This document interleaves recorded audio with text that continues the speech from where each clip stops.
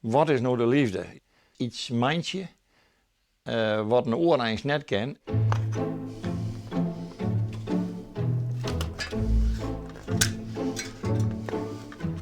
En dat het ding binnen technische dingen, dat die geen geheim meer had.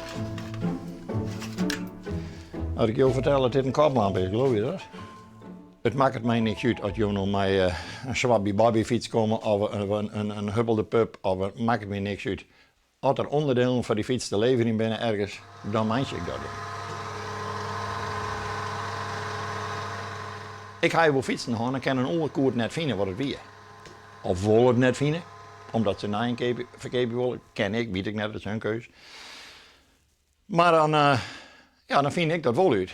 En dat is dan leuk. Ik ga een heel mooi verhaaltje. Ik zal het je even zien laten. Ik zal het even pakken, ja? Komt op een gegeven moment een man bij me. Op een zaterdagmiddag. Ik zet de fiets naar del. Hij zegt, ik ga een fiets voor jou te repareren. Nou, ik zeg, dat is mooi, daar ben ik voor. Ik ren naar die fiets en ik zeg, ho, wat is dit? De kabels hangen al los bij en ik zeg, wat is dit? Ik zeg, ben je zelf aan de gang geweest? Ja, nou. Nou, ik zal het je eerlijk vertellen, zei ik kom correct bij een andere fietsmakerij. Hij zei, want die hier er een motor in zet, maar hij zei, die fiets is nog niet goed. Mijn lietsbeen in Houwen, die zit op Spallen en dat is een lintwarp, dus ik ben kom op een fiets en die woont iets aan over de veiligheid. Nou, dat moet dus over de fiets gaan. Toen zei die lerares van, ja, het zou mooi zijn als er iemand komt die onze fietsen gaat keuren. Oh, dat kan mijn paker wel. Oh, wie is jouw paker dan? Nou, dat is een fietsendokter. Wij gaan de snijs daarvoor naar de brokante markt in Orvelte.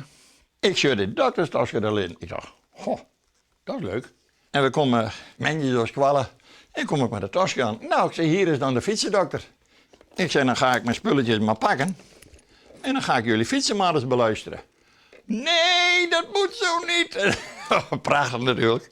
Maar daar komt de tasje dus van. Een echt oud dokterstasje.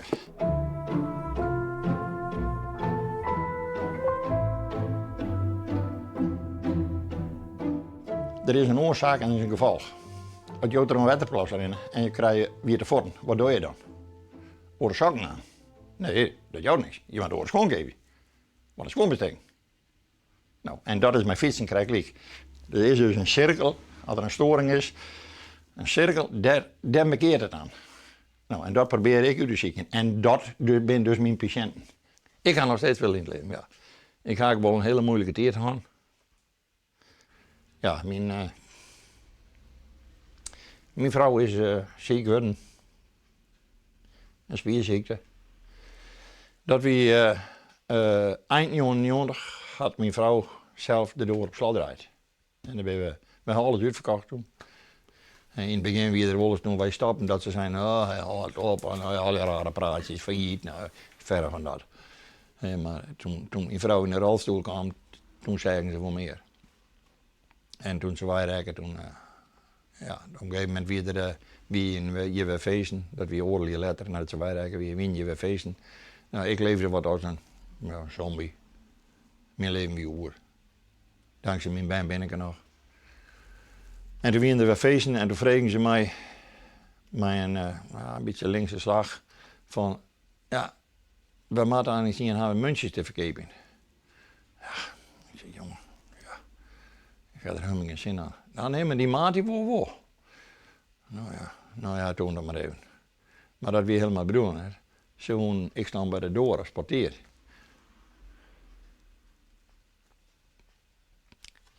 Ja. En wat er dansje in zijn wordt, meestal. Ja. Bliert als er wel best. Moeilijk. Maar ja, dat jeuk wel aan. Ja, het had me er wel uitlaten. Nou, ik kreeg steeds meer vraag. Wanneer begint het weer? Kijk je fiets voor een mandje en we missen die en ja. Ik zei, ik begin 3 dagen. Toen is het zaterdag.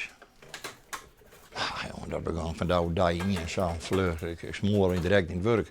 Ik zei in de band, ik zei, ken me niet schulden. Ik zei, ik ging het heel hier wel los. Maar dat had me de zet bij om weer te beginnen.